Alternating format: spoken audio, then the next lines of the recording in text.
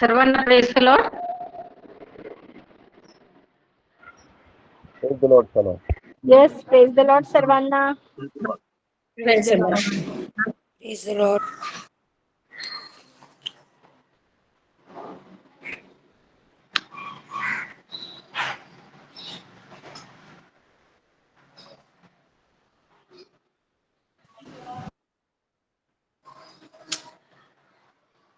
या आपण आपल्या आजच्या महासभेला सुरुवात करूया. हे माझ्या जीवा परमेश्वराचा धन्यवाद कर. हे माझ्या सर्व अंतर्यामा त्याच्या पवित्र नावाचा धन्यवाद कर. हे माझ्या जीवा परमेश्वराचा धन्यवाद कर. त्याचे सर्व उपकार विसरू नको. आज दिनांक 11 जुलै 2026 शनिवार. प्रेयर फेलोशिप ऑफ महाराष्ट्राची जुलै महिन्याची ही पहिली सभा व नियमित होणारी 58वी ऑनलाईन महासभा.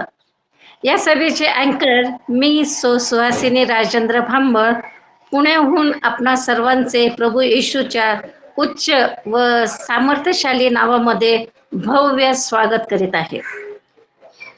आजची ही सभा the word of God ministry Mumbai यांच्याद्वारे घेण्यात येत आहे.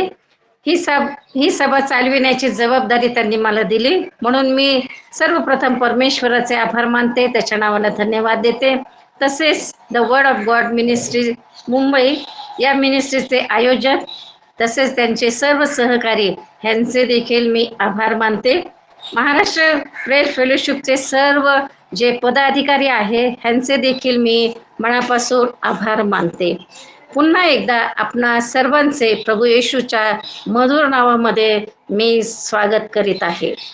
या आपण आजच्या महासभेची सुरुवात प्रार्थनापूर्वक करूया आणि आपलं समर्पण आपण परमेश्वराच्या हातात देऊया.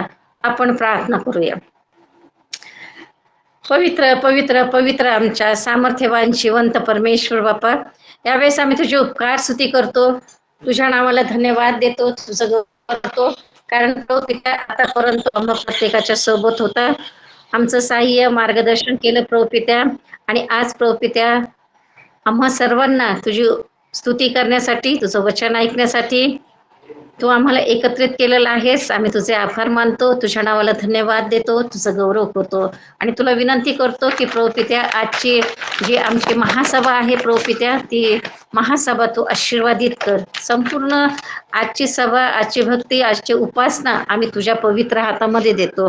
तुला विनंती करतो प्रभू पित्या, आजच्या सभेमध्ये जे स्तुतीस्तवन होणार आहे प्रभू पित्या, जी आराधना होणार आहे, जो संदेश परमेश्वराचं वचन आमच्यापर्यंत येणार आहे प्रभू पित्या, आणि या सभेमध्ये प्रत्यक्ष भाग घेणारे सर्व जे चालक आहेत प्रभू पित्या, त्या सर्वांना आम्ही तुझ्या पवित्र हातामध्ये देतो आणि तुला विनंती करतो की प्रत्येकाचं तू सहाय्य कर, मार्गदर्शन कर आणि तुझी कृपा तू पुरव, जेणेकरून प्रभू पित्या आजची ही महासभा आम्हा सर्वांसाठी एक नवीन आशीर्वाद घेऊन येणारी सभा होईल असं तो होते.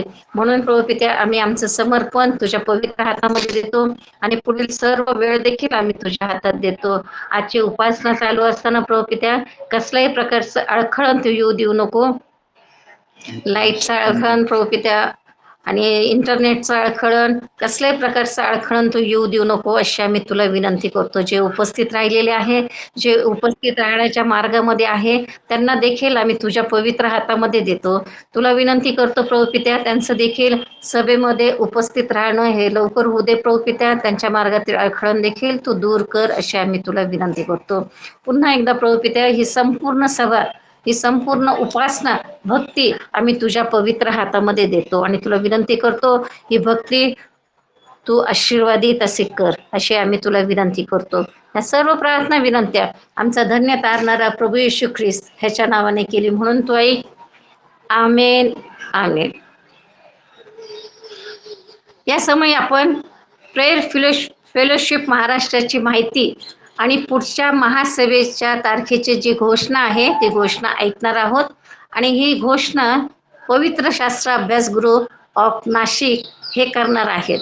आणि म्हणून मी विनंती करते की सिस्टर अनिता रणबन सिंग यांना की त्यांनी पुढील वेळ आपल्या हातात घेऊन महाराष्ट्र फेलोशिपची माहिती आणि पुढील महासभेच्या तारखेची जी घोषणा आहे ती घोषणा त्यांनी करावी अशी मी त्यांना विनंती करते आणि पुढील वेळ मी त्यांच्या हातात देते. सिस्टर अनिता. सर्वांना प्रेज द लॉर्ड. ख्रिस्तात उपस्थित सर्वांना सलाम. प्रभू येशूच्या महान प्रीतीद्वारे 78व्या ऑनलाईन प्रार्थना महासभेचा आज होणार आहे. सर्वप्रथम त्याबद्दल मी परमेश्वराचे आभार मानते. तसेच प्रेयर फेलोशिप महाराष्ट्र या ग्रुपचे देखील मी आभार मानते. सर्व आयोजकाचे मी आभार मानते की आज मला प्रेयर फेलोशिप महाराष्ट्र ग्रुप बद्दल माहिती देण्याची ही संधी दिली. प्रेयर फेलोशिप महाराष्ट्र या ग्रुपची स्थापना नोव्हेंबर 2022 मध्ये झाली. सुरुवातीला 7 ग्रुप एकत्र येऊन पहिली महासभा 17 डिसेंबर 2022 रोजी संपन्न झाली. सुरुवातीला महिन्यातून एकदाच प्रार्थना महासभा घेण्यात येत होती, परंतु अनेक उपासकांच्या आग्रहास्तव आता महिन्यातून 2दा महासभा घेण्यात येत आहे.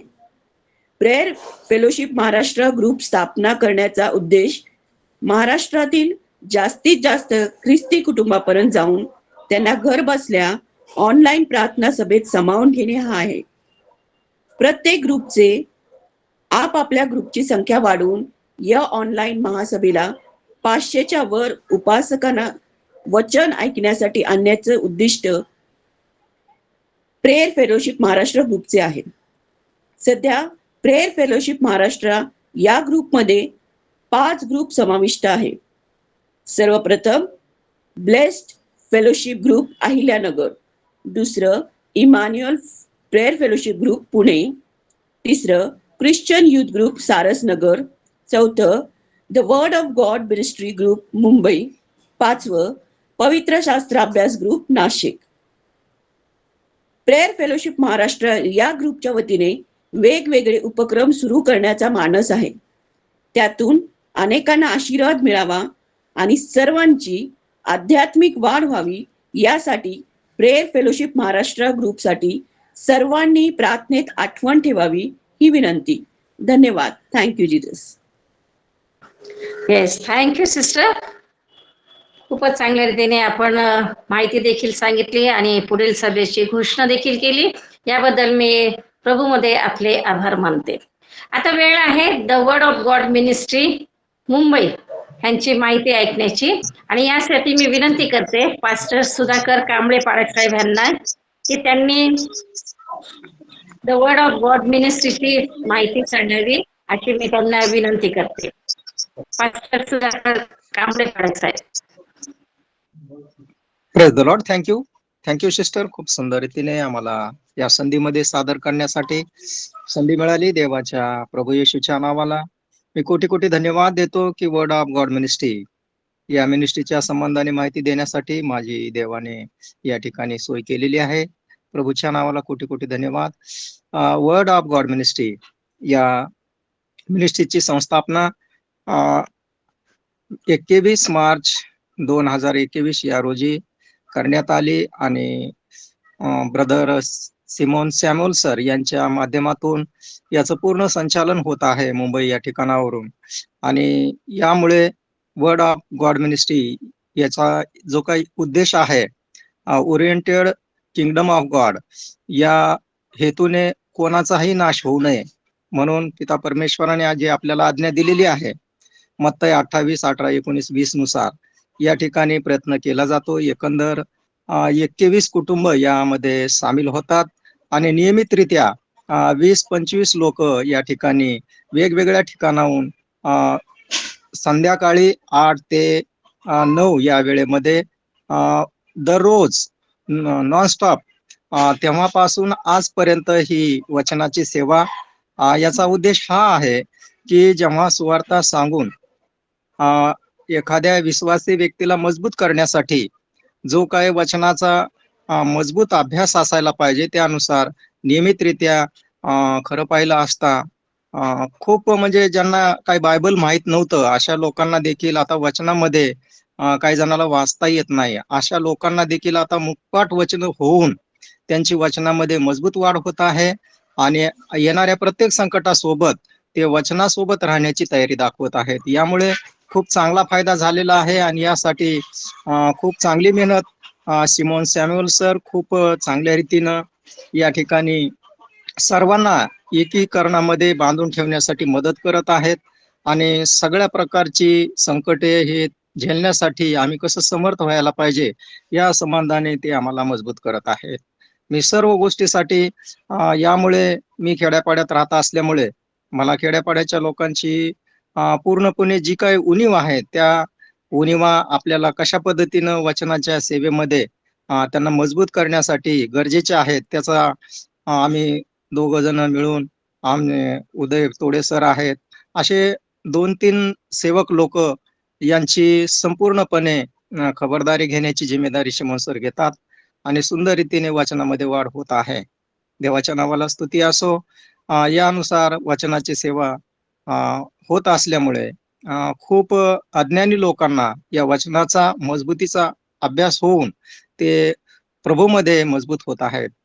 मी या ठिकाणी मला संधी दिल्याबद्दल सर्व गोष्टीसाठी आभार मानतो. आमेन. येस साहेब, वर्ड ऑफ गॉड मिनिस्ट्रीची माहिती सविस्तरपणे फारच चांगल्या रीतीने आपण सांगितलेली आहे. याबद्दल आपले मी प्रभूमध्ये आभार मानते आणि धन्यवाद देते. प्रत्येक उपासनेचा आत्मा हा स्तुतिस्तवन असतो. जेव्हा स्तुतिस्तवन केली जाते तेव्हा परमेश्वराचं सिंहासन हे तयार होते व परमेश्वर त्या सिंहासनावर विराजमान होतो. म्हणून आता आपण स्तुतिस्तवन करणार आहोत. परमेश्वराला गीत गाऊन आपण त्याची स्तुती करणार आहोत, त्याची आराधना करणार आहोत, त्याला मान महिमा गौरव देणार आहोत. या समय परमेश्वराचे गौरव करण्याकरता मी पास्टर जाफेद केदारी संगमनेर यांना आमंत्रित करते की त्यांनी आम्हाला स्तुतिस्तवनामध्ये चालवावं आणि गीत गाऊन परमेश्वराची स्तुती करावी, त्याच्या नावाला मान महिमा द्यावा. आणि म्हणून पुढे वेळ मी त्यांच्या हातामध्ये देते. पास्टर जाफेद केदारी संगमनेर. आमेन. हालेलुया. परमेश्वराला धन्यवाद असो. परमेश्वराची खूप खूप स्तुती असो. परमेश्वराने आजचा दिवस आपल्यातील प्रत्येकाला त्याची उपासना करण्यासाठी, त्याची आराधना करण्यासाठी दिलेला आहे. म्हणून आपण परमेश्वराला धन्यवाद देऊया. स्तोत्रसंहिता याचा 145वा अध्याय आम्हाला सांगतो की हे राजा माझ्या देवा, मी तुझी थोरवी गाईन आणि सदा सर्व काळ तुझ्या नावाचा धन्यवाद करील. मी प्रतिदिवशी तुझा धन्यवाद करील आणि सदा सर्व काळ तुझ्या नावाचे स्तवन करील. परमेश्वर थोर व परमस्तुत्य आहे, त्याची थोरवी अगम्य आहे. एक पिढी दुसऱ्या पिढीकडे तुझ्या कृत्यांची प्रशंसा करीत राहील, त्या तुझ्या पराक्रमाचे वर्णन करतील. तसंच जर आम्ही पुढे गेलं तर त्या ठिकाणी 10व्या वचनापासून पुढे असं म्हटलेलं आहे, हे परमेश्वरा, तुझी सर्व कृत्य तुझी स्तुती गातात आणि तुझे भक्त तुझा धन्यवाद करतात. ते तुझ्या राज्याचा महिमा वर्णन करतात आणि तुझा पराक्रम कथन करतात, यासाठी की तुझे पराक्रम व तुझ्या राज्याचे वैभवयुक्त ऐश्वर्य ही मानव जातीस कळावी. तुझे राज्य युगानयुग राहणारे आहे, तुझा राज्याधिकार पिढ्यानपिढ्या टिकणारा आहे. परमेश्वर युगानयुगचा राजा आहे. परमेश्वर युगानयुगचा प्रभू आहे. त्याचं राज्य सदा सर्व काळ टिकून राहत. हालेलुया.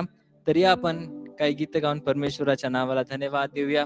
त्याचं स्तवन आपण करूया, कारण बायबल आम्हाला सांगतं की तो इस्रायलाच्या स्तवनामध्ये वसणारा परमेश्वर आहे. आमेन. तर या सर्वजण मिळून अंतकरणाने परमेश्वराची उपासना करूया. ख्रिस्तास्तवा खालीवरी नमा हो त्या समोर, मुकुट घाला त्यावरी, तो धन्य राजा थोर. आमेन. तो धन्य राजा थोर, तो धन्य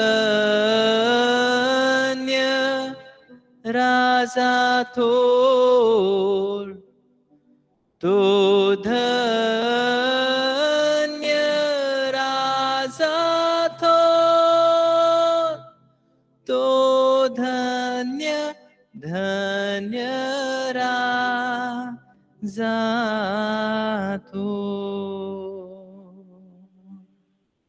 या सर्व मिळून गाऊया. Hallelujah. Thank you Jesus. Thank you Lord.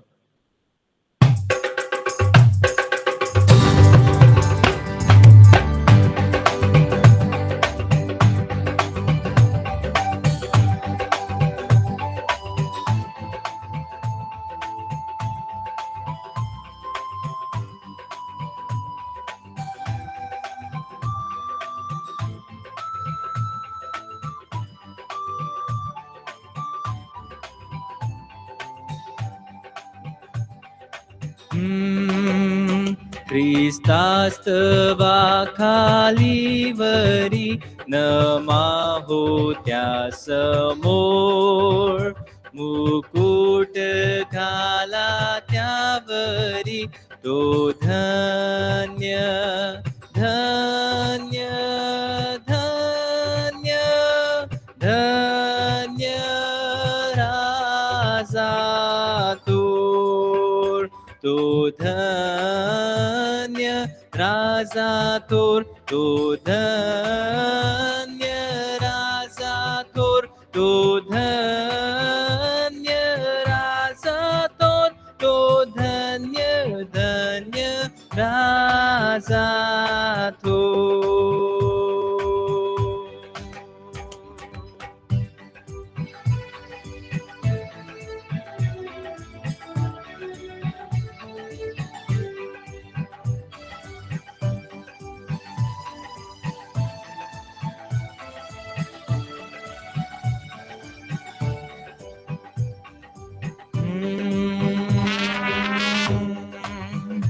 भक्तांनो कृपा गाजवा, भरीला दंड घोर, सर्वत्र कीर्ती वाढवा, तो धन्य धन्य धन्य धन्य राजा तो धन्य तो धन्य राजा तो धन्य राजा तो धन्य राजा तो धन्य धन्य राजा तो.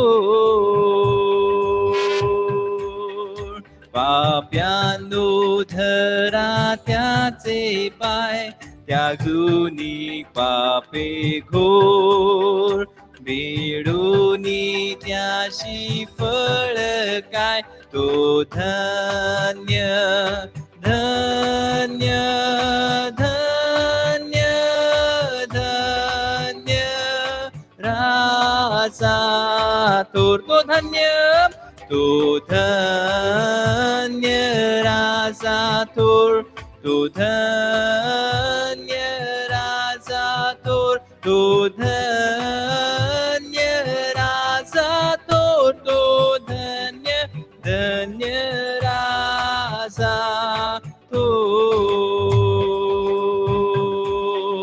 प्राणी मात्रांनो सत्वरी नमा होत्या समोर, मुकुट घाला त्यावरी तो धन्य धन्य धन्य धन्य राजा तो धन्य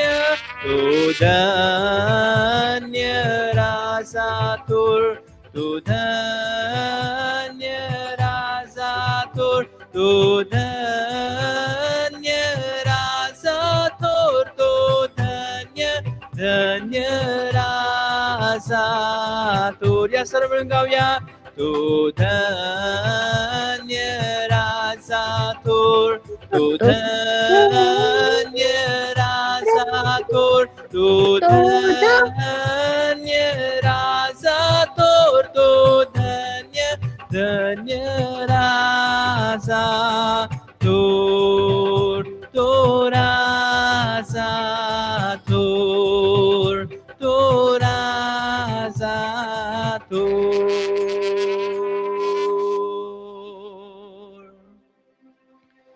तो राजा तो. प्रत्येक श्वासवान प्राणी परमेश्वराचे स्तवन करा, परमेश्वराचे स्तवन करा, परमेश्वराचे त्याच्या पवित्र स्थानामध्ये स्तवन करा, त्याच्या वैपुल्यानुसार त्याचे स्तवन करा. हालेलुया. त्याच्या महानतेनुसार त्याचं स्तवन करा. त्याला धन्यवाद देऊया, त्याची स्तुती करूया, कारण तो धन्य राजा थोर आहे. हालेलुया. आमेन. या आपण प्रभूला धन्यवाद देऊया, त्याची स्तुती करूया आणि सर्वजण मिळून वैभवी ख्रिस्ताचे गीत गाऊया आणि ऐक्याचे गीत गाऊया, विजयाचे गीत गाऊया. या सर्व मिळून गाऊया गीत वैभवी ख्रिस्ताचे, गीत गाऊ ऐक्याचे, हालेलुया, विजयाचे. आमेन. सर्वजण मिळून परमेश्वराची स्तुती या गीताच्या द्वारे करूया.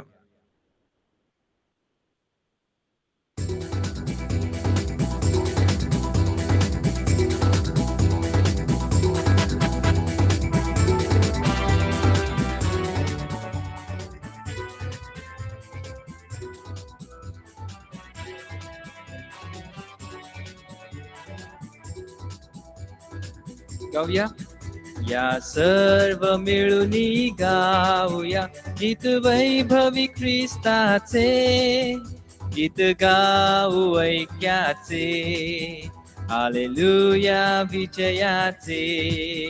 या सर्व मिळून गाऊया गीत वैभवी ख्रिस्ताचे, गीत गाऊ ऐक्याचे, हालेलुया, विजयाचे.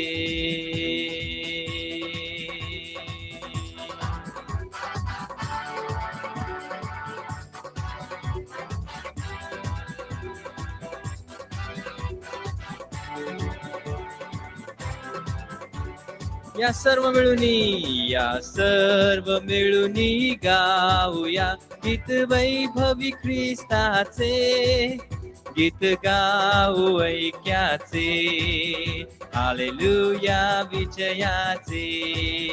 या सर्व मिळून गाऊया गीत वैभवी ख्रिस्ताचे, गीत गाऊ ऐक्याचे, हालेलुया, विजयाचे. टाळ्या.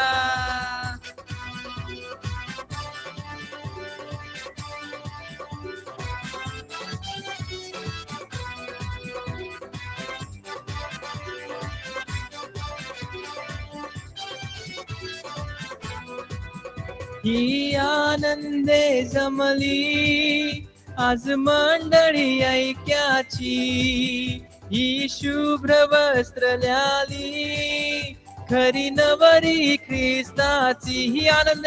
ही आनंदे जमली आज मंडळी ऐक्याची, ही शुभ्र वस्त्र ल्याली खरी नवरी ख्रिस्ताची. जय घोषे दुम दुमले, जय घोषे दुम दुमले, हे मंदिर ख्रिस्ताचे, हे मंदिर ख्रिस्ताचे. या सर्व मिळून गाऊया गीत वैभवी ख्रिस्ताचे, गीत गाऊ ऐक्याचे, हालेलुया, विजयाचे.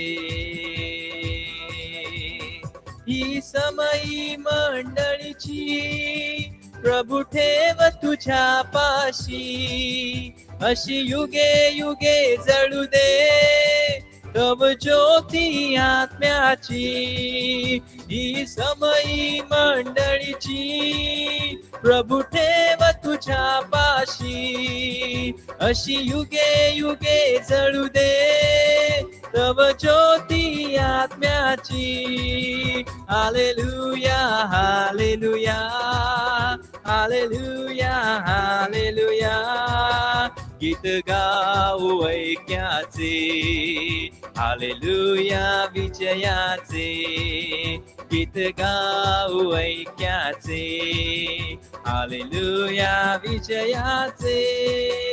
या सर्व सर्व मिळून गाऊया गीत वैभवी ख्रिस्ताचे, गीत गाऊ ऐक्याचे, हालेलुया विजयाचे.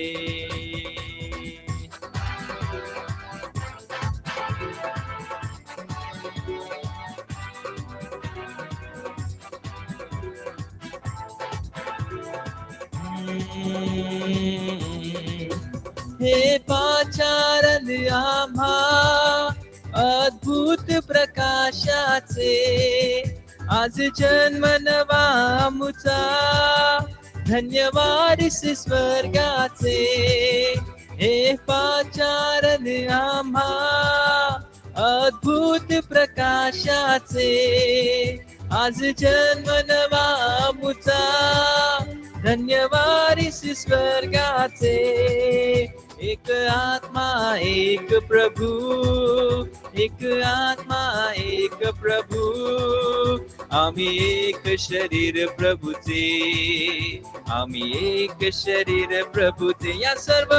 या सर्व मिळून गाऊया गीत वैभवी ख्रिस्ताचे, गीत गाऊ ऐक्याचे, हालेलुया विजयाचे, गीत गाऊ ऐक्याचे, हालेलुया विजयाचे, गीत गाऊ ऐक्याचे, हालेलुया विजयाचे.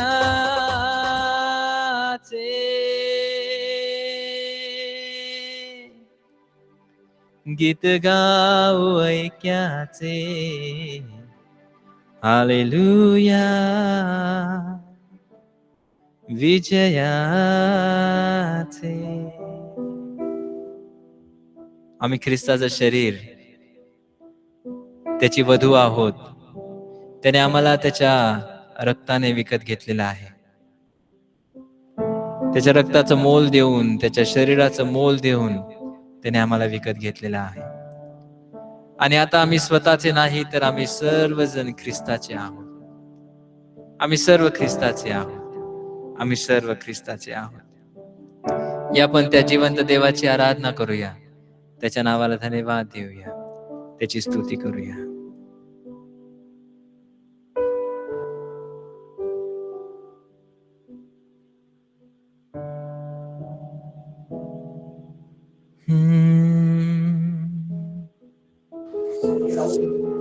आराधना आराधना आराधना तुझी आराधना आराधना आराधना आराधना तुझी आराधना.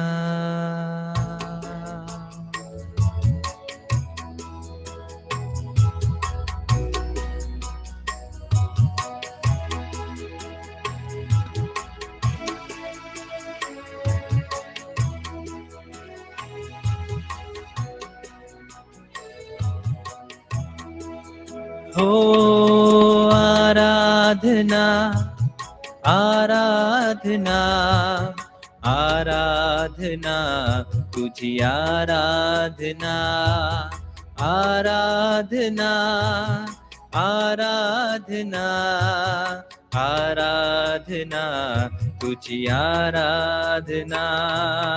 स्वर्गातल्या येशू ख्रिस्ता करीतो आम्ही आराधना. स्वर्गातल्या येशू ख्रिस्ता करीतो आम्ही आराधना.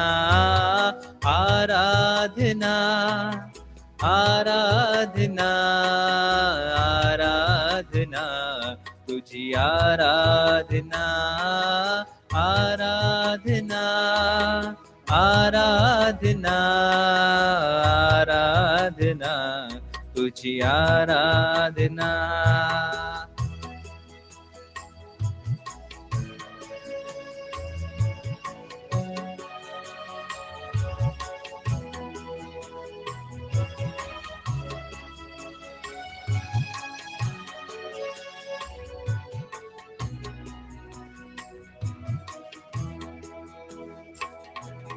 स्वर्ग सोडूनी आमच्यासाठी आलास धरतीवरी. स्वर्ग सोडूनी आमच्यासाठी आलास धरतीवरी. ओ आराधना आराधना आराधना आराधना आराधना तुझी आराधना आराधना आराधना आराधना तुझी आराधना आराधना आराधना आराधना तुझी आराधना.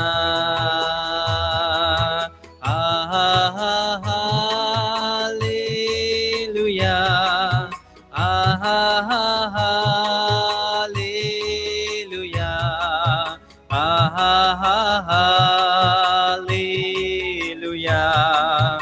Hallelujah hallelujah hallelujah hallelujah. Amen. प्रभूची आराधना करूया, प्रभूला धन्यवाद देऊया, त्याच्या उपकारांचं स्मरण करूया. त्याने आमच्या जीवनामध्ये जे सर्व कृत्य केलेले आहे त्याबद्दल प्रभूला धन्यवाद देऊया. धन्यवाद धन्यवाद येशू धन्यवाद.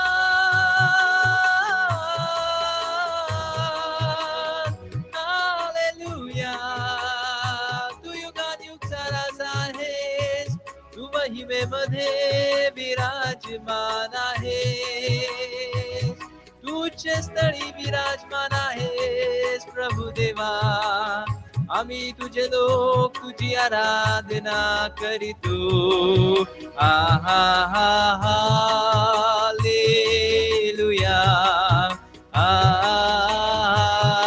राजांच्या राजाला, प्रभूंच्या प्रभूला हालेलुया.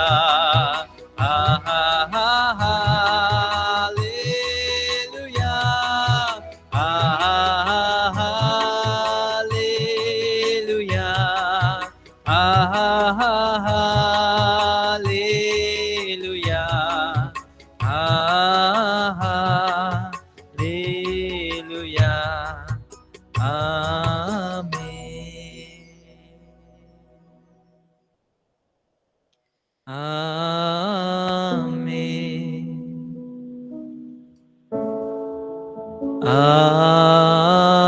आमेन. प्रभुदेवा, आम्ही सर्व तुझे लोक मिळून तुझी स्तुती करतो.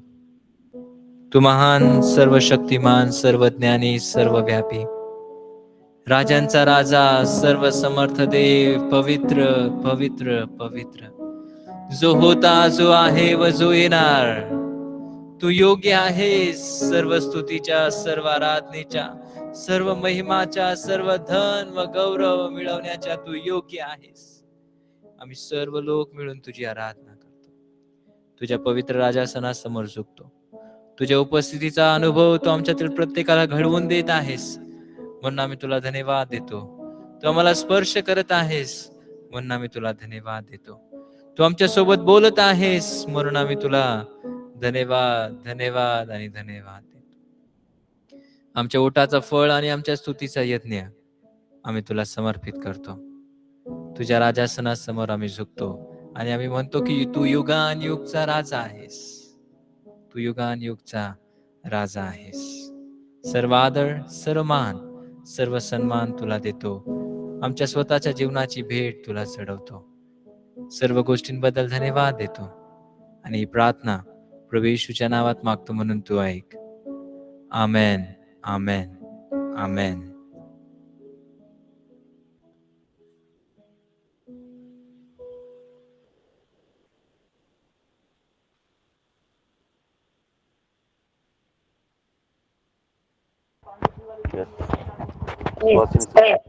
येस. धन्यवाद पाळक साहेब. फारच सुंदर रीतीने आपण प्रेज अँड वर्शिप केलेली आहे. उत्तम गीत, उत्तम साऊंड सिस्टम आणि आपला आवाज देखील अतिशय उत्तम आणि अगदी गोड आवाजामध्ये तुम्ही स्तुती आराधना केलेली आहे आणि गीताद्वारे परमेश्वराचं गौरव केलेला आहे. आणि निश्चितच ही स्तुती आराधना आम्हा सर्वांना आवडलेली आहे आणि परमेश्वराला देखील आवडलेली आहे. आणि निश्चितच परमेश्वर याद्वारे आपणा सर्वांना आशीर्वादित करणार आहे आणि पाळक साहेबांना देखील भरपूर असा आशीर्वाद देणार आहे. प्रभूची स्तुती असो. पाळक साहेब, या स्तुती स्तवनाबद्दल मी आपले मनापासून आभार मानते. आता वेळ आहे या सभेच्या अत्यंत महत्वाच्या भागाकडे आपण आलेलो आहोत आणि तो महत्वाचा भाग म्हणजे परमेश्वराचं वचन ऐकणे, परमेश्वराचं वचन ग्रहण करणे. यावेळेस आपण परमेश्वराचं वचन ऐकणार आहोत आणि आपण आपलं सर्व लक्ष परमेश्वराच्या वचनाकडे आपण लावणार आहोत. आपलं जे इकडचे तिकडचे विचार असतील ते विचार देखील यावेळेस थोडा वेळ आपण बाजूला ठेवूया आणि परमेश्वर वचनाद्वारे आमच्याशी काय बोलत आहे ते आपण ऐकूया. आणि म्हणून यावेळेस आपण वचनाकडे जाणार आहोत आणि वचनाकडे जाण्याच्या अगोदर आपण आपले जे वक्ते आहेत त्या वक्त्यांचा परिचय करून घेणार आहोत. आणि यावेळेस मी विनंती करते की आपल्यामध्ये पास्टर आर.एच. भांबळ पुण्याहून आहेत आणि ते आपले जे आजचे वक्ते आहेत त्या वक्त्यांचा ते परिचय करून देतील. आणि म्हणून मी पाळक साहेबांना विनंती करते की त्यांनी पुढील वेळ आपल्या हातामध्ये घ्यावं आणि वक्त्यांचा जो परिचय आहे, ओळख आहे, ती ओळख आम्हा सर्वांना त्यांनी करून द्यावी अशी मी त्यांना विनंती करते. Pastor R H. भांबळ, पाळक साहेब.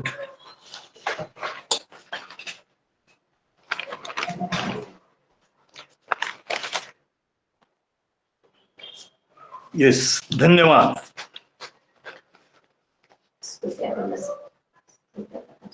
खरोखर आताची जी स्तुती आराधना आपण ऐकली ती निश्चितच फार सुंदर झालेली आहे.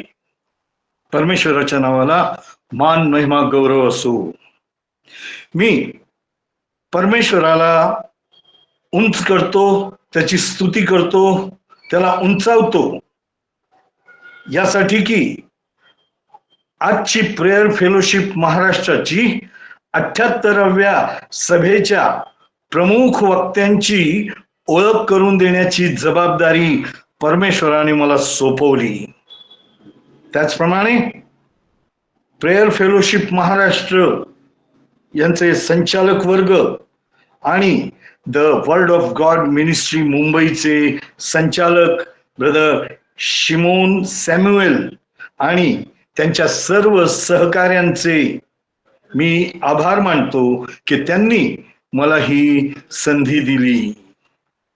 आजच्या आपल्या सभेचे वक्ते आहेत रेव्हरंड राजीव यंगड औरंगाबादहून. रेव्हरंड राजीव यंगड हे एक उच्च शिक्षित असून महान देवाचे महान सेवक आहेत. त्यांनी थिओलॉजीचं शिक्षण विविध ठिकाणी घेतलेलं आहे. त्यांनी BTH SIBS बँगलोर म्हणजे बंगारापेठ, SIBS म्हणजे साऊथ इंडिया बिब्लिकल सेमिनरी बंगारापेठ या ठिकाणी त्यांनी BTH केलेलं आहे. आणि मला सांगण्यास फार आनंद होतो की याच सेमिनरीतून थिओलॉजीचं शिक्षण मी देखील घेतलेलं आहे. तसंच आम्ही पुढे पाहतो की त्यांनी MTS देखील केलेलं आहे. डल्लास थिओलॉजिकल सेमिनरी, डल्लास जे टेक्सास प्रांतात आहे आणि अमेरिकेमध्ये आहे. इथून त्यांनी MTH ची पदवी संपादन केलेली आहे. पुढे आम्ही पाहतो की त्यांनी मास्टर ऑफ मिनिस्ट्री ही पदवी देखील मिळवलेली आहे आणि ही पदवी त्यांनी फिलिपाईन्स येथील आशिया पॅसिफिक थिओलॉजिकल सेमिनरी मधून घेतलेली आहे. आणि अशा रीतीनं एक उच्च शिक्षित पाळक आज आपल्याला पुन्हा एकदा लाभलेले आहेत. याच्यापूर्वी ते आपल्या प्रेयर फेलोशिप महाराष्ट्रमध्ये बोललेले आहेत. मला त्यांची कौटुंबिक माहिती देऊ द्या. ती ही की त्यांची पत्नी सोफिया ह्या शिक्षिका असून त्या उत्तम गृहिणी आहेत. त्यांना श्रेया आणि श्रुती नावाच्या 2 मुली आहेत आणि या मुली देखील फार चांगल्या रीतीने शिक्षण घेत आहेत. रेव्हरंड राजीव यंगड हे गेले 30 वर्षापासून चर्च ऑफ नॅझरीन सेंट्रल महाराष्ट्र धर्म प्रांतामध्ये पालकीय सेवा करीत आहेत आणि या धर्म प्रांतात 16 वर्ष त्यांनी अध्यक्ष म्हणून फार चांगल्या रीतीने ते पद भूषवलेलं आहे. त्यांनी सेवेची पुढील 7 क्षेत्र गाजवलेली आहेत. वैयक्तिक सुवार्ता प्रसार, वैवाहिक सेवा, मंडळीची सेवा, समाजातील सेवा, संस्थेतील सेवा, सेमिनरीमध्ये शिकवणं, तसेच स्टोरी टेलिंगद्वारे शेकडो पुढारी त्यांनी तयार केलेले आहेत. तसेच ते स्वतः एक उत्तम लेखक आहेत, अनुवादक आहेत, जे ट्रान्सलेशन देखील फार चांगल्या रीतीने करतात आणि इंटरनॅशनल स्पीकर म्हणजे आंतरराष्ट्रीय वक्ते देखील ते आहेत. तसेच इतर संस्थेत देखील ते सेवा देतात. ग्रेस बायबल कॉलेज अमरावतीचे ते chairman. Hallelujah. Education society Chikhli ते फाउंडर आहेत. तसंच जायन कराटे चिखलीचे ते व्हाईस चेअरमन आहेत. होय प्रियांनो, आणि असे उच्च शिक्षित आणि प्रसिद्ध वक्ते आपल्याला आज लाभलेले आहेत आणि म्हणून पुढील वेळ मी त्यांच्या हातामध्ये देतो.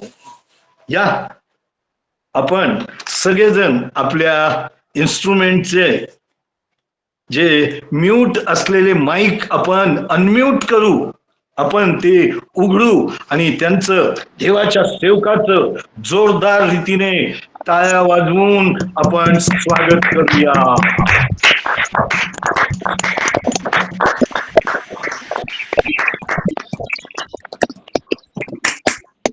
आपण सर्वजण प्रभूचं वचन ग्रहण करण्याकरता अगदी तयार आहोत, उत्सुक आहोत आणि म्हणून त्यांचा अधिक वेळ न घेता मी पुढील वेळ रेव्हरंड राजीव यंगड यांच्या हातामध्ये देतो. त्यांनी आम्हाला परमेश्वराचं वचन द्यावं.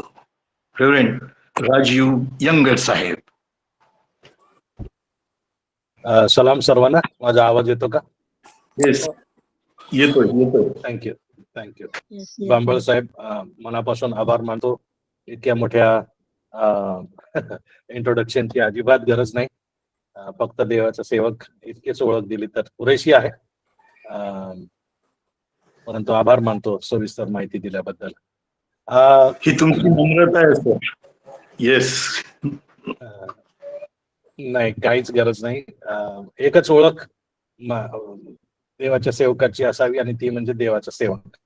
जास्तीची ओळख मग जरा हरभऱ्याच्या झाडावर चढवलं जातं किंवा माणूस स्वतःही चढतो, तर त्यापासून दूर राहिलेलं बरं. तर मनापासून तुमचे आभार मानतो. त्याचप्रमाणे शिमोन सॅम्युएल ब्रदरचे मनापासून आभार मानतो की त्यांनी ही संधी पुन्हा एक वार आपल्यामध्ये येऊन बोलण्याची दिलेली आहे.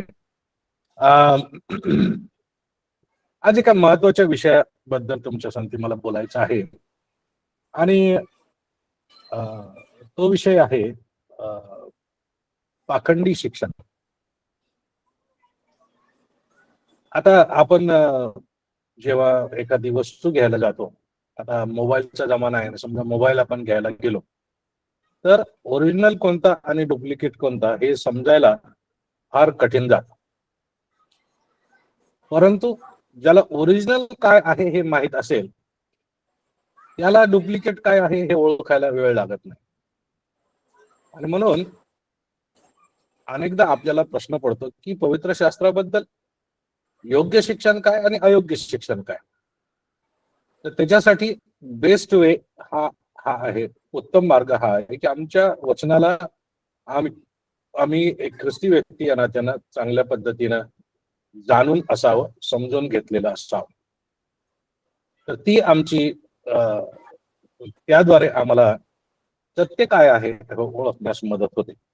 आता पवित्र शास्त्रामध्ये अनेक ठिकाणी पवित्र वचनाच्या विरुद्ध वागणारे किंवा शिक्षण देणारे जे आहेत त्यांच्याबद्दल बरंच काही लिहिलेलं आहे. प्रभू येशू ख्रिस्तानाही त्यांच्याबद्दल सांगितलेलं आहे आणि आपण बघतो पेत्रानं सांगितलेलं आहे, योहानाच्या शुभवर्तमानामध्ये सांगितलेलं आहे, कलसेकराच्या पत्रात, गलतीकराच्या पत्रात, तिमोथेच्या पत्रात भरपूर ठिकाणी खोट्या शिक्षणाच्या विरुद्ध आम्ही जागरूक राहावं याच्याबद्दल शिकवण्यात आलेलं आहे. का गरजेचं आहे, का महत्वाचं आहे. आज आपण आता वेळेनुरूप बघूया किती प्रकारच्या खोट्या शिक्षणांना आपल्याला या ठिकाणी समजून घेता येईल, जेणेकरून आम्ही जागृत असू शकू. आणि जेव्हा केव्हा आम्ही कोणाचं तरी ऐकत आहोत किंवा कोणाचं तरी वाचन करत आहोत त्यावेळेस ते पवित्र शास्त्राला धरून आहे की नाही, पवित्र शास्त्रोक्तरित्या ते योग्य आहे की नाही हे आम्हाला सहज ओळखता येईल. एकदा आमच्याकडं एक नवीन पास्टर आले. आता मी धर्मप्रांताध्यक्ष असल्याने मला त्यांना स्वीकारायचं अस्वीकार करायचा याचा अधिकार होता. तर त्यांनी मला विनंती केली की मी मराठीच आहे आणि मला तुम्ही तुमच्या सोबत कामाला घ्या. आणि त्यांच्या संगती सुरुवातीचे काही दिवस घालवले असताना मला त्यांच्या प्रार्थनेची भाषा जी होती त्याच्याने मी इतका इम्प्रेस झालो की मी तुम्हाला काय सांगू. खूपच मला त्यांची प्रार्थना प्रभावी वाटत असे. असं वाटत असे की आता ते प्रभू येशू ख्रिस्ताच्या सहवासातूनच इथे आले की काय. इतकी गोड त्यांचे शब्द आणि त्यांची भाषा, त्यांची भाषा शैली आणि पवित्र शास्त्रोक्त शब्द वापरून प्रार्थना ते करत असत. मग परंतु पुढे जाण्याआधी मी त्यांना विचारलं की तुमचा कारण कसं काय झालं, पापांची क्षमा कधी झाली, केव्हा झाली, कशी झाली याबद्दल थोडक्यात मला साक्ष द्या. एक विनंती करू का, जे होस्ट आहेत त्यांनी एक कमीत कमी 10-12 लोकांनी तरी त्यांचे जर व्हिडिओज ऑन ठेवले तर मला जरा बरं वाटेल. कारण आता इकडे कसं आहे, नुसतं स्क्रीनकडे बघूनच मी बोलतोय असं मला वाटतंय. तर कोणीतरी 10-12 लोकांनी जर तुमचे व्हिडिओज ऑन केले तर मी लोकांसंगती बोलत आहे हे असा भास मला होईल, अशी जाणीव मला होईल. तुमचे एक्सप्रेशन्स बघून मला आनंद वाटतो. ठीक आहे, तर thank you so much, thank you so much. ज्यांनी चालू केले त्यांचे मनापासून आभार मानतो. तर मी या बंधूंना विनंती केली, म्हटलं तुमचं कारण कसं झालं हे मला तुम्ही सांगा. आणि मग त्यांनी सांगितलं की माझा ऍक्सिडेंट झाला होता पाळक साहेब आणि मी अतिशय गंभीररित्या आजारी होतो आणि दवाखान्यामध्ये भरती होतो आणि बेशुद्ध अवस्थेमध्ये होतो. आणि त्यावेळेस डॉक्टरांनी सांगितलं होतं की ही व्यक्ती काही जगणार नाही, यांच्या नातेवाईकांना, जवळच्या लोकांना बोलवून घ्या. आणि त्यांना बोलवलं देखील आणि ते सगळेजण येत असत, भेटत असत आणि जात असत. आणि त्या दरम्यान एक पास्टर सुद्धा त्यांना भेटायला आले, पाळक साहेब, आणि त्यांनी सुद्धा त्यांच्यासाठी प्रार्थना केली. आणि मग प्रार्थना केल्यानंतर अद्भुतरित्या, चमत्कारिकरित्या प्रभू परमेश्वराने त्यांना स्पर्श केला आणि ते मरणाच्या दाढेतून वाचले, त्यांना नवजीवन मिळालं, पुन्हा आरोग्य प्राप्त झालं आणि ते वाचले. आणि मग त्यानंतर ते सेवा करू लागले. मग मी त्यांना विचारलं की हे फार छान साक्ष आहे, देवाची स्तुती करतो मी तुमच्या दुसऱ्या जीवनासाठी, परंतु तुमचं कारण कधी झालं, तुमचं कारण कधी झालं, तुमच्या पापांची क्षमा कधी झाली. ते म्हणाले की तेच माझं तारण आहे.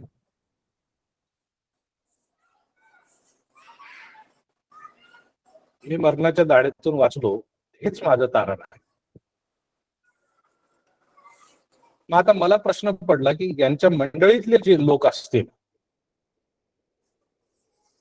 यांच्या मंडळीमधले जे लोक असतील, त्यांची तारणाची परिभाषा काय असेल?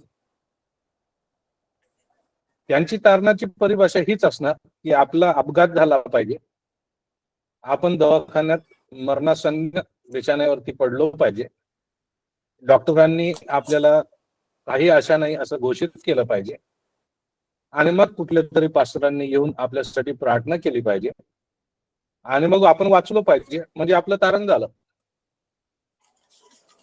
बघा, ज्या व्यक्तीला स्वतः वैयक्तिकरित्या प्रभू येशू ख्रिस्तावरील विश्वासाद्वारे तारणाचा अनुभवच नाही, ती व्यक्ती दुसऱ्या व्यक्तीला तारणाचा अनुभव सांगणारच नाही, सुवार्ता सांगणारच नाही, पापांच्या क्षमेचं महत्व सांगणारच नाही, पापांची क्षमा झाल्याशिवाय स्वर्गात जाता येत नाही हे शिकवणारच नाही.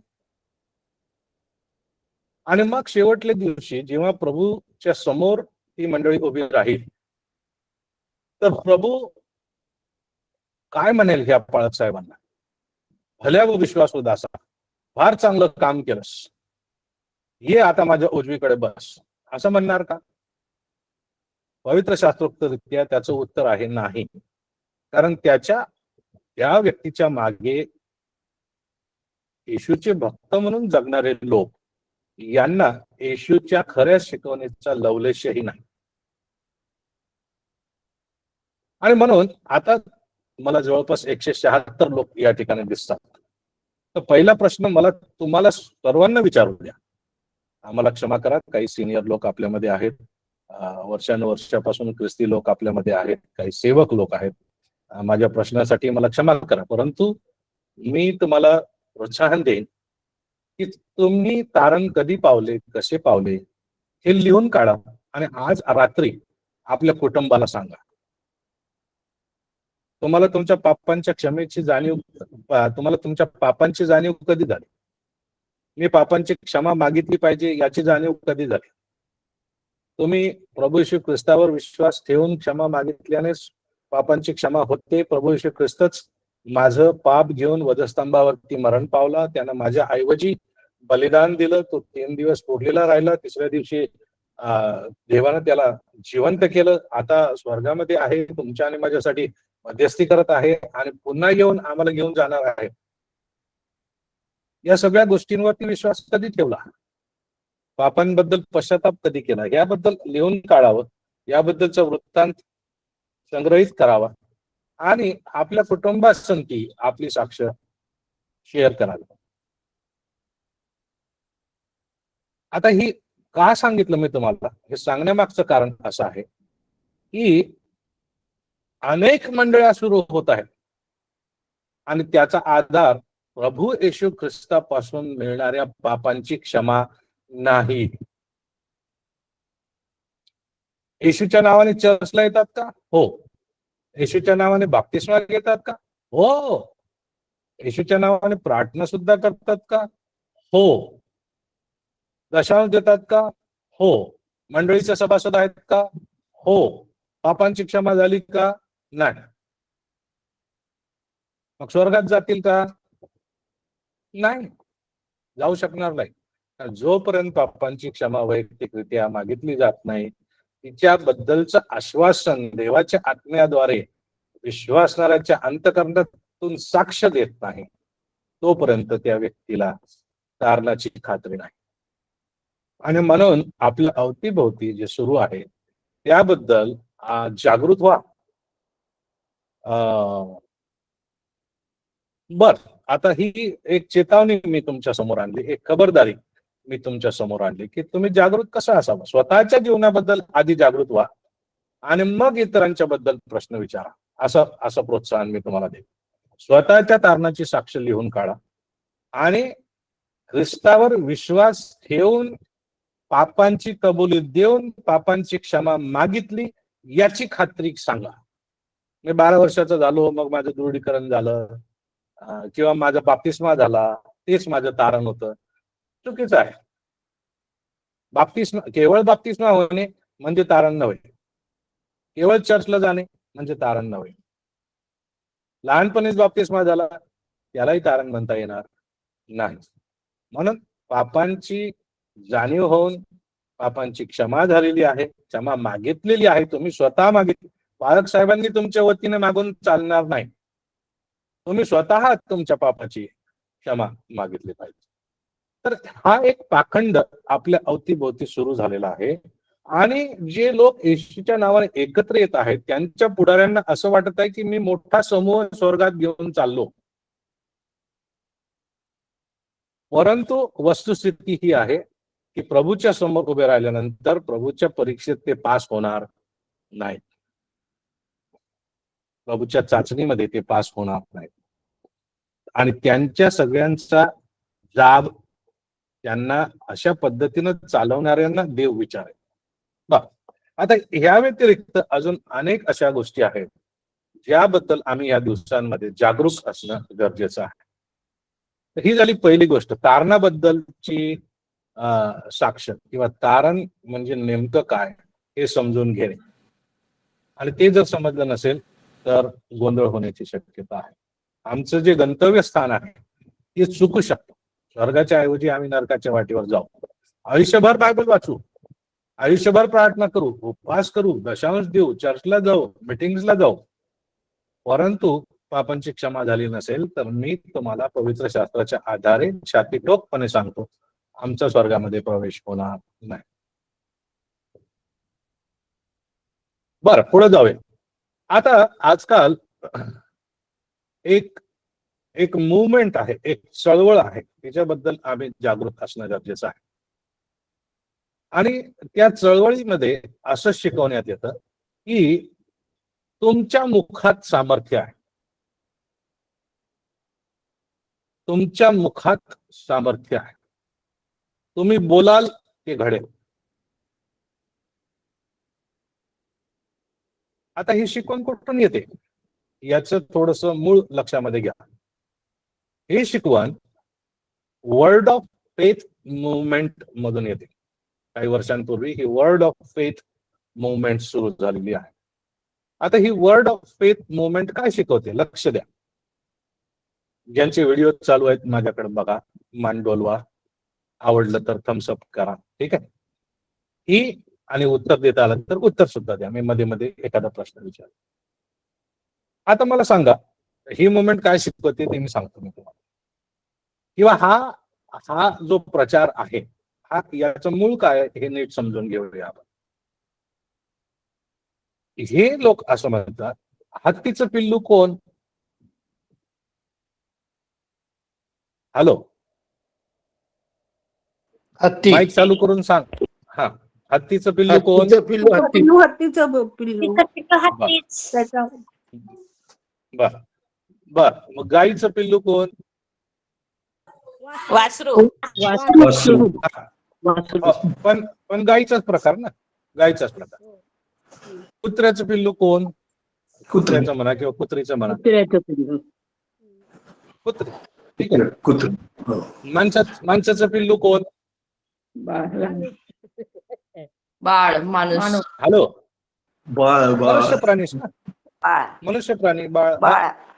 त्याच्या वयाच्या अनुमानाने तुम्ही वेगळे वेगळे नावं सांगू शकता त्याला. बाळ म्हणा, किशोरावस्थेतला व्यक्ती म्हणा, तरुण म्हणा, लग्नाला आलेला म्हणा, लग्न झालेला म्हणा, ठीक आहे. तर काय नाव द्यायचे ते आपण देऊ शकतो, परंतु मनुष्य प्राण्याचं पिल्लू जे आहे ते मनुष्य प्राणीच.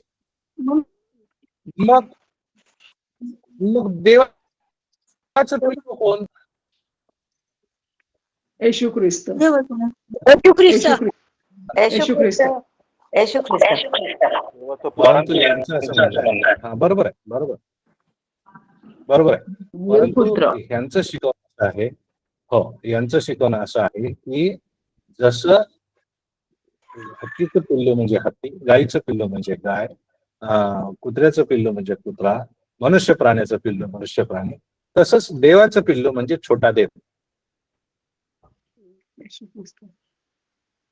हॅलो, तुम्ही आणि मी, हो बरोबर आहे, येशू बरोबर आहे, परंतु आम्ही अनुयायी ह्या नात्यानं आम्ही सुद्धा देवाचे लेकर आहोत ना. आम्हालाही दत्तकपण मिळालेलं आहे. मग आम्ही सुद्धा छोटे छोटे देव.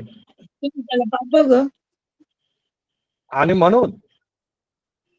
म्हणून जसं देवाच्या मुखात सामर्थ्य आहे तसं विश्वासणाऱ्या या नात्यानं तुमच्या आणि माझ्या मुखातही सामर्थ्य आहे. आणि म्हणून तुम्ही जे बोलाल ते होईल.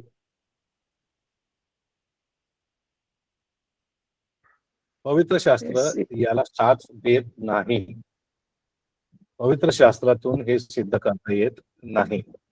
पवित्र शास्त्रातलं एखादं वचन घ्यायचं आणि मग त्याला आपल्याला हव्या तशा पद्धतीने वळण लावायचं. आपल्या इच्छेनुसार त्याला जसं पाहिजे तसं मार्ग दाखवायचा.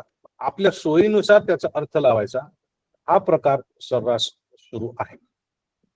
म्हणून अशा शिक्षणापासून जागृत असा, नाहीतर तुमच्या पदरी भयंकर निराशा आल्याशिवाय राहणार नाही.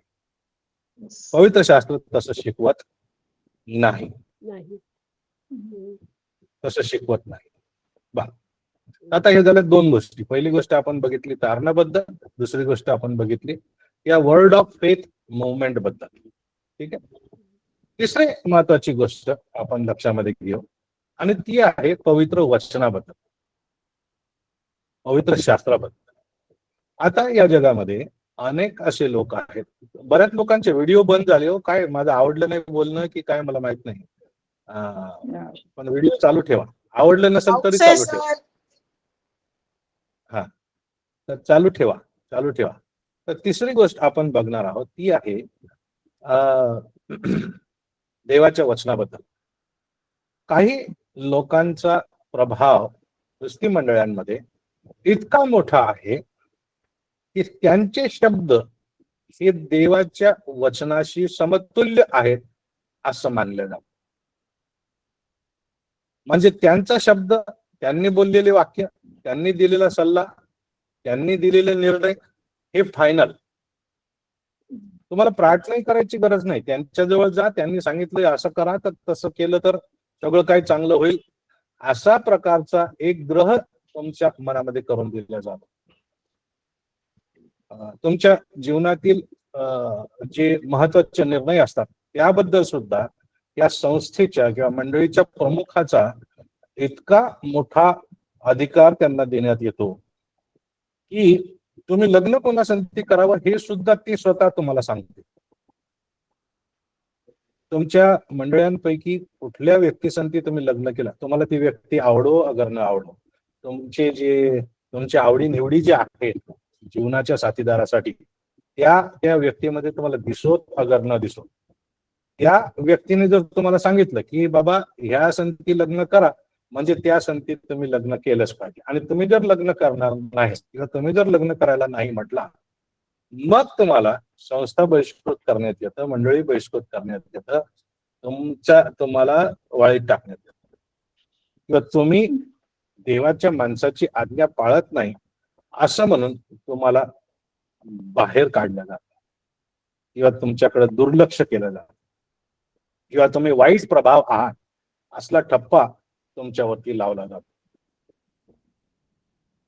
अनेक संस्था आहेत अशा, भारतामध्ये अनेक संस्था अशा आहेत की त्या ठिकाणी त्यांचा सर्वोच्च पुढारी जो आहे तो स्वतःला देवा समान लेखतो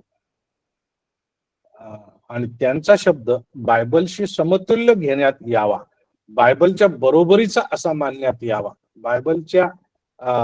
बायबलला इक्वल असा मानण्यात यावा, असा कळत न कळत आग्रह केला जातो.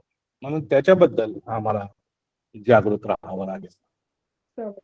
देवाचं वचन स्पष्ट रीतीने सांगतं की तुम्ही या ख्रिस्ती जीवनामध्ये जगत असताना खोट्या संदेशांविषयी सावध असा. ते तुमच्याकडे मेंढरांच्या वेशात येतात, पण आत ते लांडगे आहे.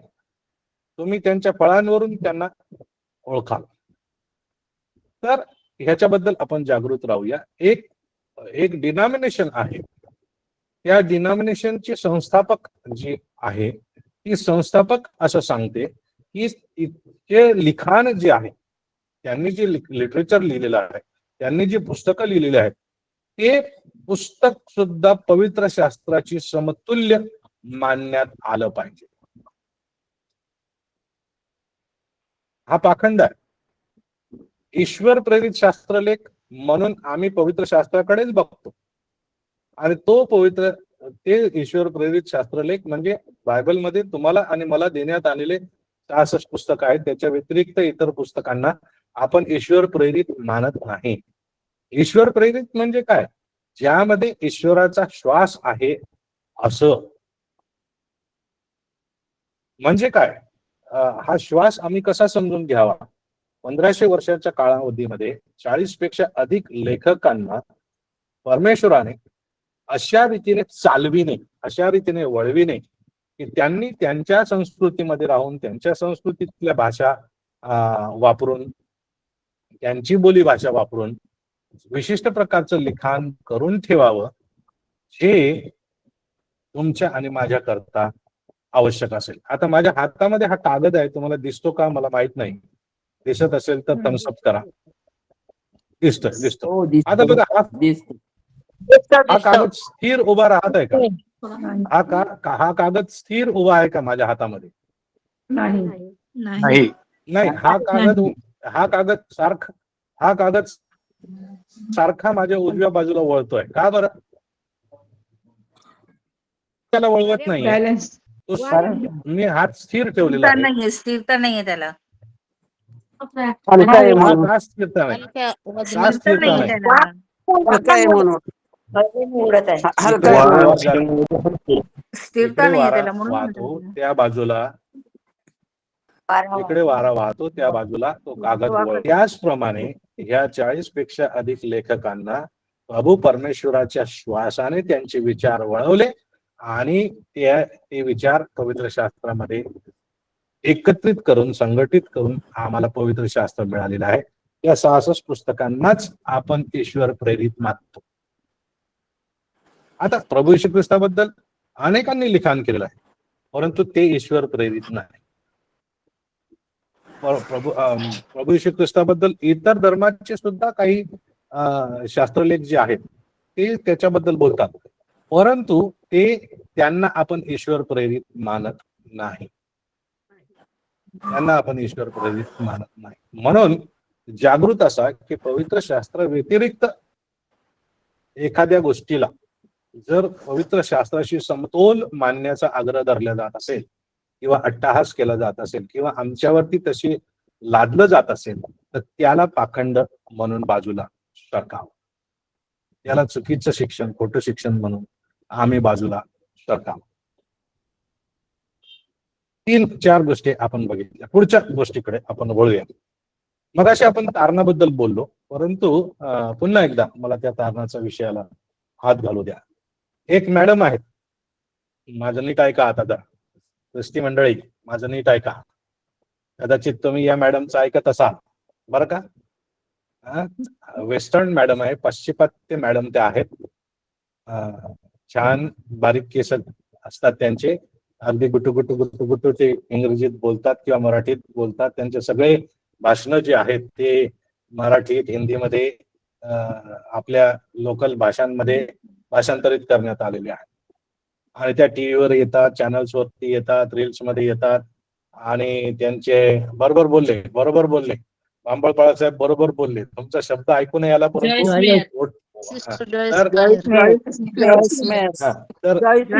तर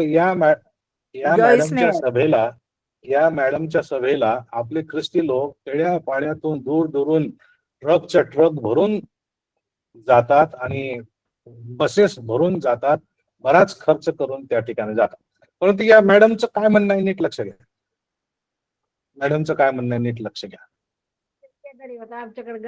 मी बोलत, हॅलो, कोण बोलतोय मध्येच? जे होस्ट आहेत त्यांनी जरा लक्ष द्या.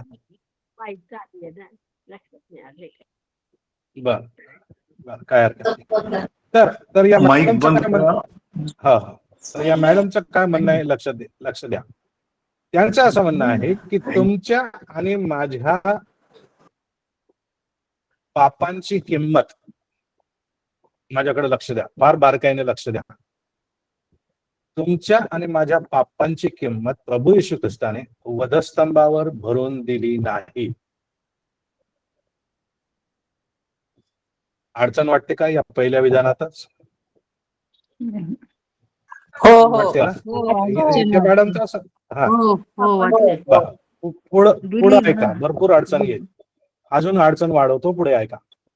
त्यांचं असं म्हणणं आहे की प्रभू येशू ख्रिस्ताने तुमच्या आणि माझ्या पापांची किंमत वधस्तंभावर भरून दिलेली नाही. मग कुठे दिली? त्यांचं असं म्हणणं आहे की प्रभू येशू ख्रिस्त मरण पावल्यानंतर अधोलोकात गेला आणि त्या अधोलोकामध्ये शैतान आणि त्याच्या भूतांनी त्याच्यावर अतोनात अत्याचार केले आणि ते अत्याचार सहन करणं म्हणजे आमच्या पापांची किंमत भरून देणं आहे. चुकीचं आहे. एकदम प्रौढ पोक्त आवाज आला. कोणीतरी आंटीनी मावशीने ताबडतोब म्हटलं चुकीचं आहे. फार छान. परंतु त्या तिथेच थांबत, बरोबर, परंतु त्या तिथेच थांबत नाही. नीट लक्ष द्या, त्या तिथेच थांबत नाही. ते त्यापुढे जाऊन असं म्हणतात की तुम्हाला मी जे सांगत आहे ते पवित्र शास्त्रात सापडणार नाही. असं कसं होईल? खरं नाही. हे तर फारच चुकीचं आहे. चुकीचं आहे. फार छान. पुढे जाऊ. मानत नाहीत, शास्त्र मानत पुढे नाही ते. ऐका. पवित्र शास्त्राला धरून बोललं पाहिजे. थांबा, पुढे जाऊया. आणि त्यांचं तितकंच म्हणणं नाही. बरोबर. तर त्यांचं एवढंच म्हणणं नाही. ते पुढे जाऊन असं म्हणतात की तुम्हाला हे पवित्र शास्त्रात सापडणार नाही. हे मला डायरेक्ट रेव्हेलेशन आहे. हे अजिबात सरळ नाही. देवबापापासून मला प्रगटीकरण आहे. खोटं बोलत आहे. अजिबात नाही. त्यांचं चुकीचं शिक्षण हे खोटं बायबलमध्ये सापडणारच नाही. त्यांचं शिक्षण चुकीचं आहे, बायबलमध्ये त्यामुळे ते बायबलमध्ये सापडणारच नाही. अगदी छान. बरोबर. परंतु त्या तिथंच थांबत नाही. त्या म्हणतात की हे मला डायरेक्ट रेव्हेलेशन आहे, सरळ वरून प्रगटीकरण आलेलं आहे. आणि तुम्ही यावर विश्वास जर ठेवत नसाल तर मग तुमचं तारणही झालेलं नाही.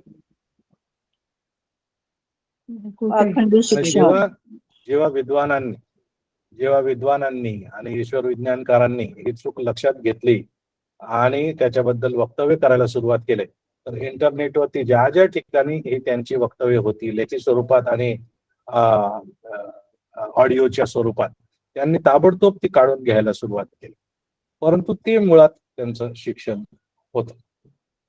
तर मी तुम्हाला आधीच सांगितलं, तुम्हाला ओरिजिनल काय आहे हे माहित जर असेल तर डुप्लिकेट काय आहे ते सहज तुम्हाला ओळखता येईल. मूळ काय आहे, ओरिजिनल काय आहे हे जर तुम्हाला माहित असेल तर जे चुकीचं आहे ते तुम्हाला सहज ओळखता येईल. आणि ओरिजिनल पवित्र शास्त्रामध्ये काय दिलेलं आहे याची जाण तुम्हाला आणि मला असावी. आता यालाच धरून पुढची अजून एक अडचणीची गोष्ट सांगतो की ही अशी आहे की प्रगटीकरण हा शब्द अतिशय सैल पद्धतीने वापरले जात आहे. अतिशय त्याला चीप करण्यात आलेला आहे, अतिशय स्वस्त त्याला करण्यात आलेला आहे. कोणी पण उठतं आणि म्हणतं मला देवाने हे प्रगट केलं. कोणी पण म्हणतं आज मुझे प्रभू ने प्रगट किया. मला तुम्हाला सांगू द्या, तुमच्या आणि माझ्या तारणासाठी जितकं प्रगटीकरण आवश्यक आहे ते संपूर्ण प्रगटीकरण पवित्र शास्त्रामध्ये देवाने पूर्ण स्वरूपात दिलेलं आहे. ते प्रगटीकरण पूर्ण नाही. म्हणून पवित्र शास्त्राच्या व्यतिरिक्त आता अजून जास्तीचं डायरेक्ट प्रगटीकरणाची आम्हाला गरज नाही. अगदी बरोबर. ख्रिस्ती मंडळीला गरज नाही, ख्रिस्तीतर मंडळीला सुद्धा त्याची गरज नाही. म्हणून अशा प्रगटीकरण सांगणाऱ्या शिक्षकांपासून आम्हाला जागं व्हावं लागेल. आणि त्याचा परिणाम असा झालेला आहे की आम्ही सुद्धा सर्वसाधारण ख्रिस्ती लोक सुद्धा तो शब्द सैल रीतीनं वापरायला लागलेले आहेत. आणि सर्वसाधारण ख्रिस्ती व्यक्तीपैकी कोणीही असं म्हणतं देवाने मला आता प्रगट केलं. मग तुम्ही म्हणाल बाळासाहेब प्रगटीकरण शब्द नाही वापरायचा, तर मग काय शब्द वापरायचा? आज काय घडतं बघा, देवाचा आत्मा आम्हाला देवाचं वचन समजून घेण्यासाठी स्पष्टीकरण देतो. आता प्रगटीकरणाची गरज नाही, आम्हाला स्पष्टीकरणाची गरज आहे. आणि देवाचं वचन आज नव्यानं प्रगट होण्याची गरज उरलेली नाही. जे प्रगट व्हायची गरज आहे ते लिखित स्वरूपात प्रभू परमेश्वराने आमच्या जवळ पोहोचवून दिलेलं आहे. मग काही जण असं म्हणतील की मग नवीन करारात त्या लोकांना प्रगट होत असे ते का? कारण नवीन कराराचा कालावधी जो होता त्यावेळेस त्यांच्याजवळ लिखित स्वरूपात देवाचं वचन नव्हतं आणि जे प्रेषित होते त्या प्रेषितांना देव निश्चितच वैयक्तिकरित्या प्रगट करत होता. ठीक आहे. परंतु आता त्यांनी देवानं जेवढं प्रगट केलं त्यांना ते सर्व शिक्षण त्यांनी लिखित स्वरूपात तुमच्या आणि माझ्यासाठी देऊन ठेवलेलं आहे.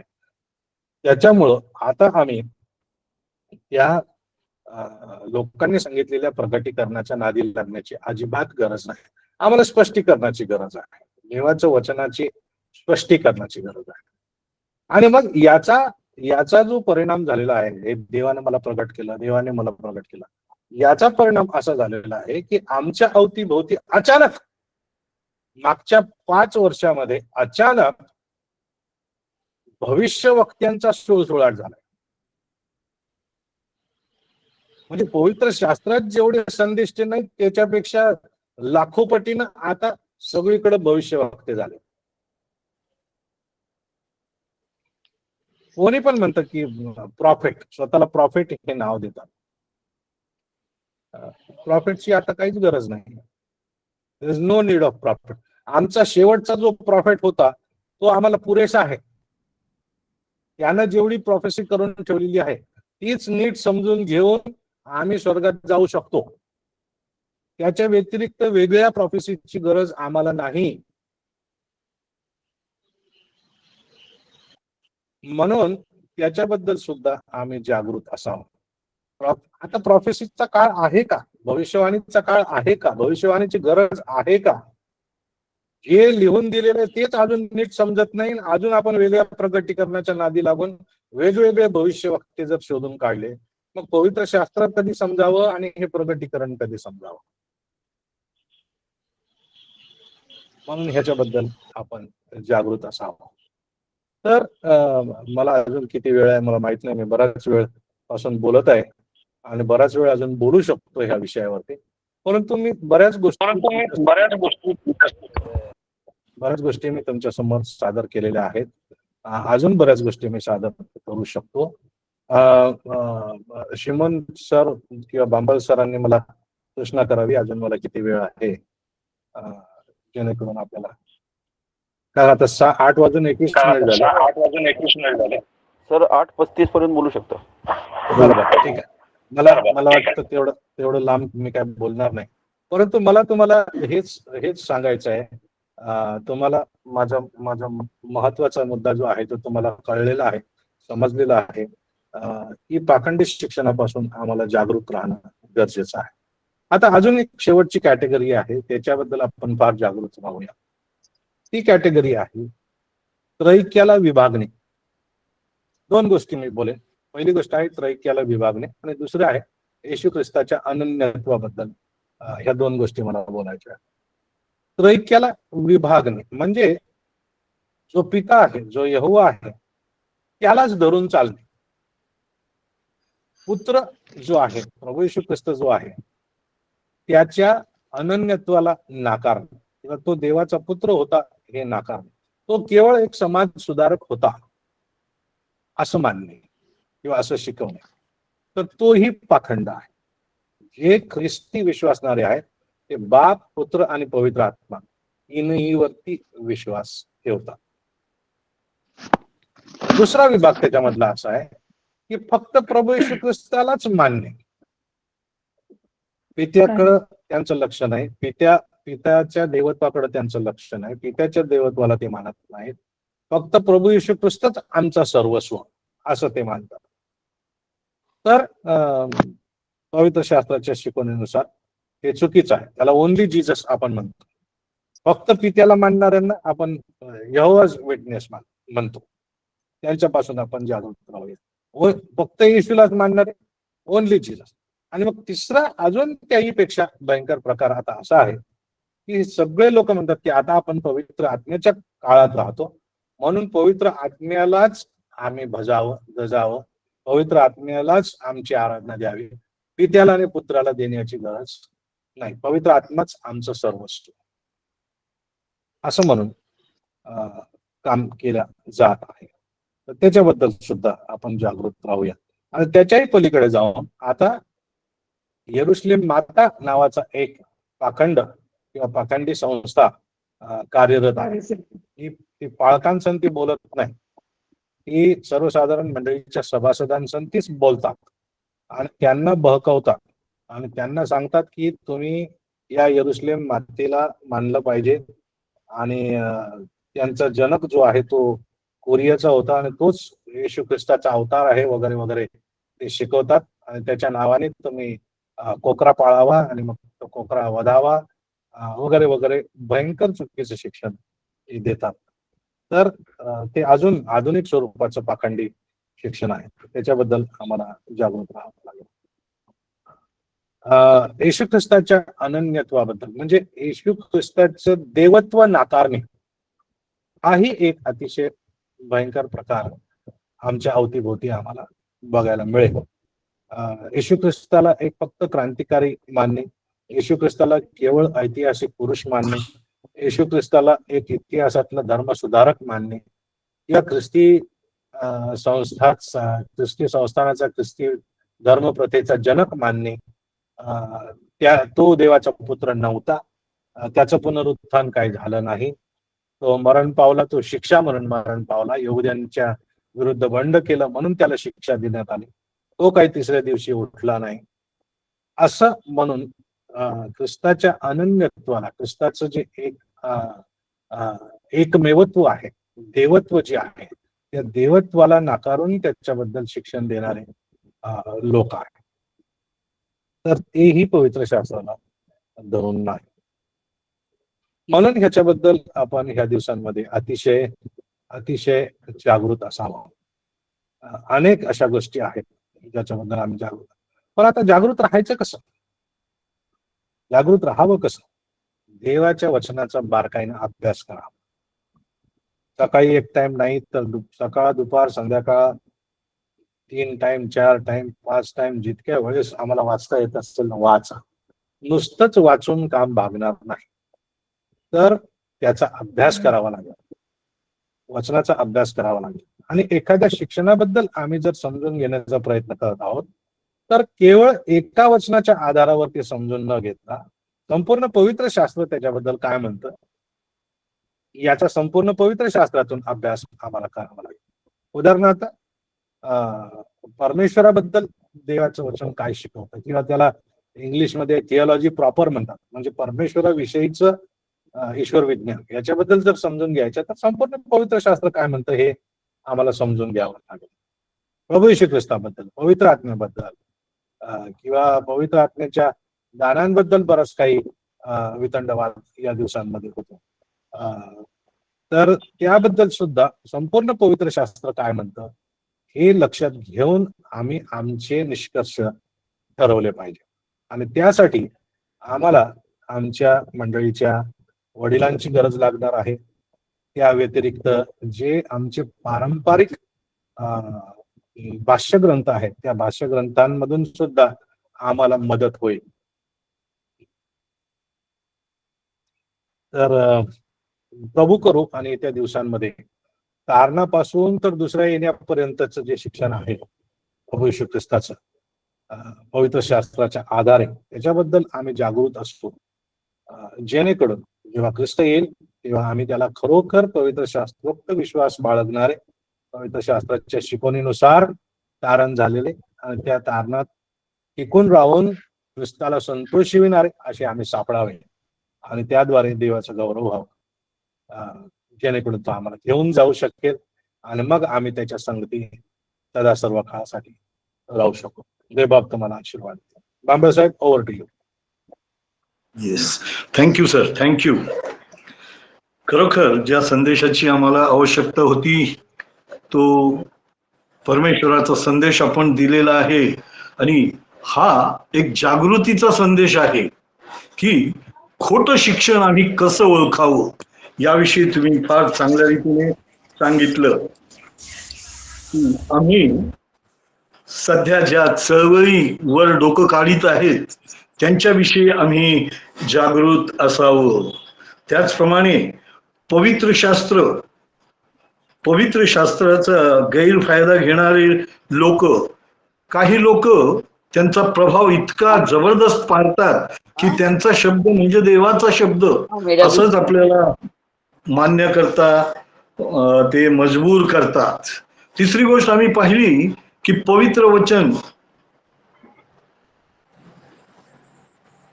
तिसरी गोष्ट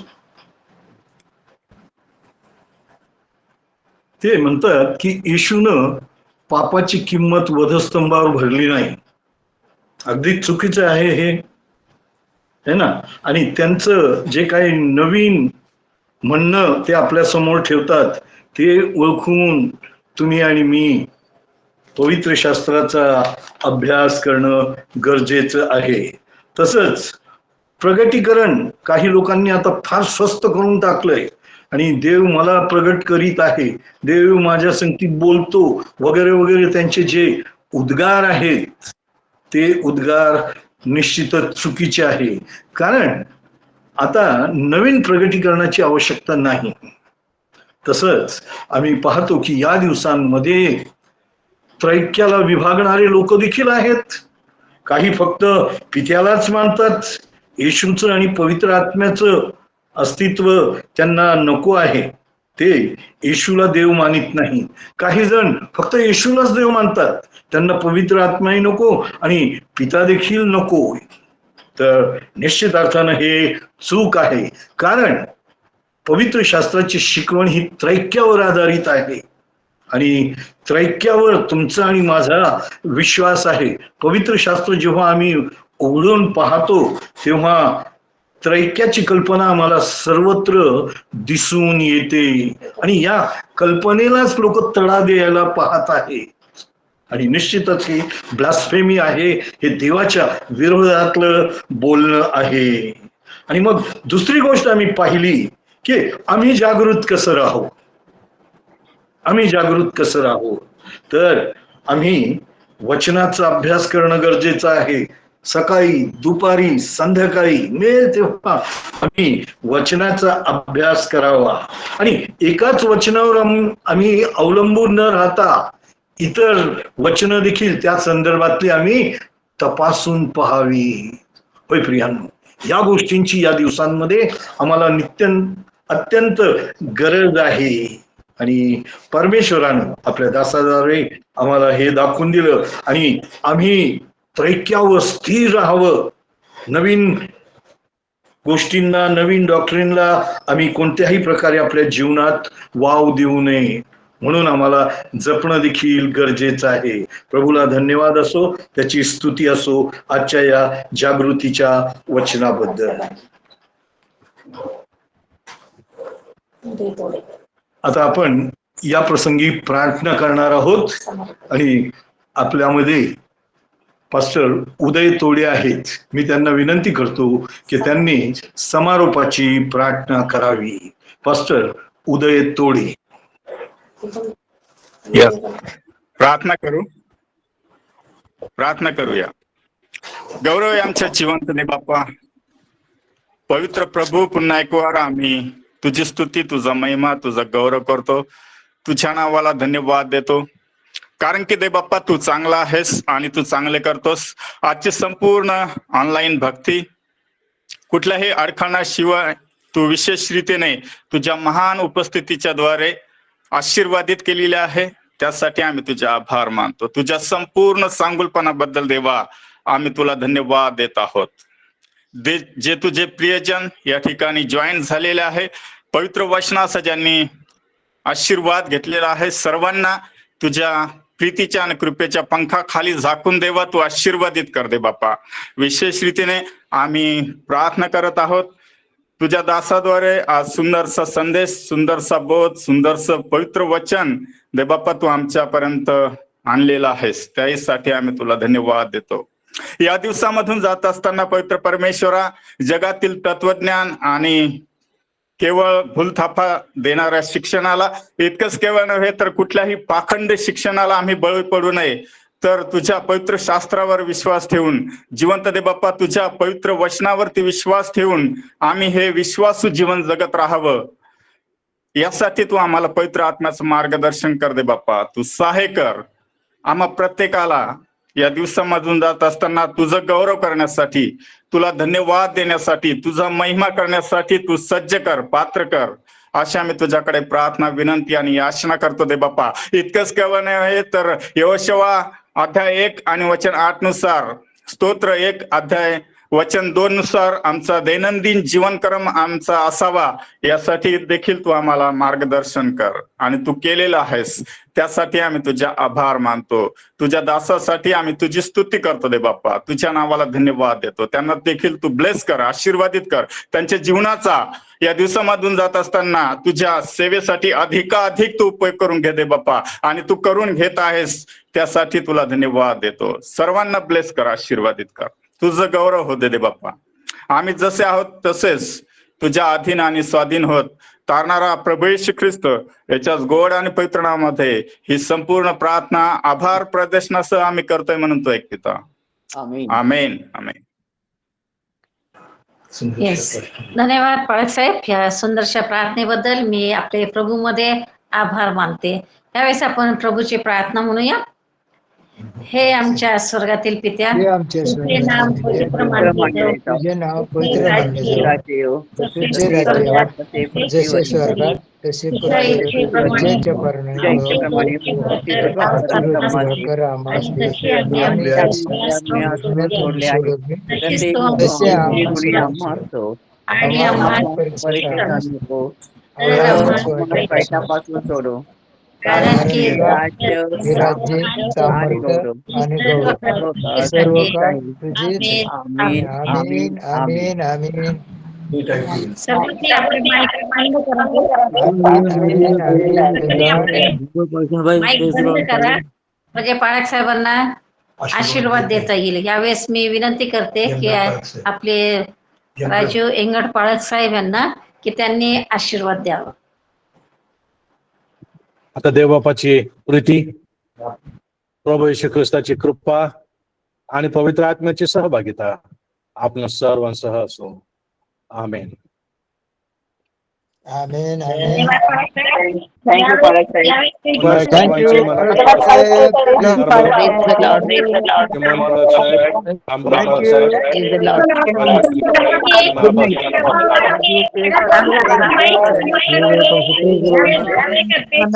शिमोन ब्रदर यांना की त्यांनी आभार प्रदर्शन करावं. साहेब देवाला धन्यवाद असो, देवाला गौरव. आणि खूप खूप आशीर्वादित अशी आजची महासभा झालेली आहे. आणि माईक 2 मिनिटं बंद ठेवा. कुठल्या ना कुठल्या प्रकारचे प्रॉब्लेम्स टेक्निकल वगैरे नेहमी आम्हाला येत असतात, परंतु आज खरोखर देवाला धन्यवाद असो. पहिल्या मिनिटापासून 8 वाजल्यापासून 7 वाजल्यापासून आतापर्यंत कुठल्याही प्रकारचं अडखळण प्रेयर मिटिंगला झालं नाही, त्यासाठी देवाला खूप खूप धन्यवाद देतो. आणि आज सर्वांनी ज्यांनी पार्टिसिपेट या ठिकाणी केलेलं आहे, सूत्रसंचालन खूप सुंदर केलेलं आहे. सिस्टर सुहासिनीताई भांबळ, त्याचप्रमाणे reverend Rajendra भांबळ sir, sister Anita, pastor उदय तोडे, पास्टर सुधाकर कांबळे आणि सर्वच म्हणजे, आणि सगळ्यात महत्त्वाचं म्हणजे जे आजचे ज्यांनी आपल्याला स्तुती आराधनेमध्ये लीड केलं, पास्टर जाफेद केदारी आणि देवाचे महान सेवक रेव्हरंड राजीव यंगड सर. खरोखर खूप आनंद होत आहे आणि सर्वांना धन्यवाद देवापाला धन्यवाद असो. आणि अशाच प्रकारे आपल्याला दर 15 दिवसाला आपली ही प्रार्थना महासभा होत असते. शनिवारी सायंकाळी 7 वाजता अधिकाधिक संख्येने आपण उपस्थित राहूया.